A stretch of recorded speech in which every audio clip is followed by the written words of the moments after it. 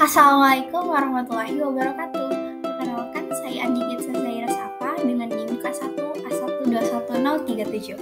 Nah, pada video kali ini saya akan menjelaskan mengenai Chypre moneta atau yang biasa disebut dengan money cowrie. Nah, berikut merupakan taksonomi dari Chypre moneta. Yang pertama yang akan kita bahas yaitu mengenai morfologi dari Chypre moneta. Nah, seperti yang terlihat di slide bahwa Chypre moneta ini memiliki cangkang yang bergerigi dan juga mantel berwarna putih dengan bercat hitam di tepi mantelnya. Mantelnya ini memiliki papila dengan bentuk sederhana dan ada juga yang bercabang. Selain itu, Chypre moneta ini juga memiliki sifon yang terdiri dari sifon inhalan dan sifon ekhalan. Perkembangan Chypre moneta bisa dilihat dari bentuk cangkangnya dan juga jumlah gerigi yang akan bervariasi seiring berkembangnya Chypre moneta. Yang kedua mengenai habitat dan penyebaran dari Chypre moneta. Nah, habitat asli dari Chypre moneta sendiri itu berada di wilayah intertidal di bawah batu dan di antara alga sebagai sumber makanannya.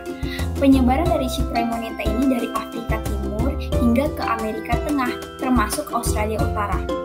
Dalam buku Listen and Fossil in Indonesian Cell juga mencatat bahwa ada sekitar 95 spesies Chypre moneta yang tersebar di seluruh Indonesia. Selanjutnya yaitu mengenai pola adaptasi. Parameter hidrologi sangat berpengaruh terhadap kehadiran spesies pada suatu wilayah perairan. Begitu pula dengan Chypre moneta. Chypre moneta ini membutuhkan kondisi lingkungan tertentu untuk bisa bertahan hidup.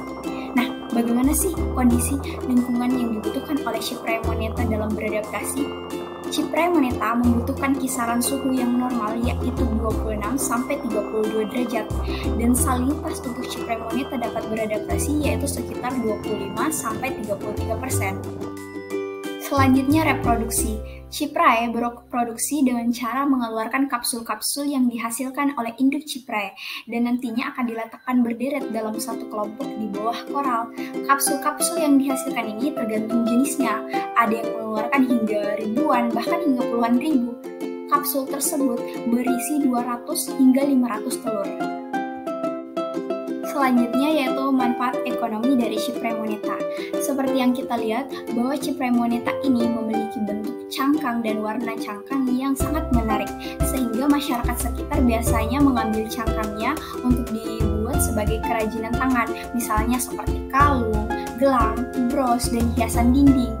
Nah, nantinya kerajinan tangan ini bisa dijual sehingga dapat menambah pendapatan mereka.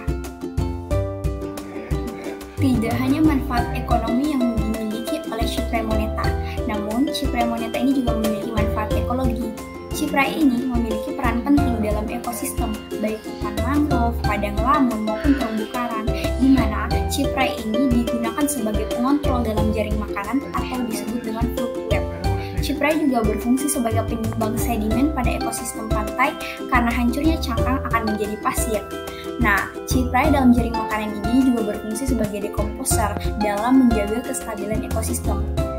Selain itu, Chypre juga digunakan sebagai bioindikator pencemaran di suatu perairan. Kondisi tersebut tidak terlepas dari mobilitasnya yang lambat serta habitatnya pada dasar perairan. Sehingga untuk mengetahui tingkat pencemaran, organisme ini sering dijadikan sampel untuk kemudian dianalisis jaringan tubuhnya. Nah, pembahasan kita yang terakhir yaitu mengenai nilai gizi dari Chypre moneta. Dalam suatu penelitian menyebutkan bahwa moluska mengandung 50% protein, 5% lemak, 5% abu, dan sisanya air. Bahkan masyarakat di India juga menggunakan moluska jenis Chypre moneta untuk sebagai bahan campuran obat dan minyak obat. Masyarakat Provinsi Sulu di Filipina juga menggunakan moluska sebagai penambah stamina. Sekian video penjelasan dari saya, semoga bermanfaat. Assalamualaikum warahmatullahi wabarakatuh.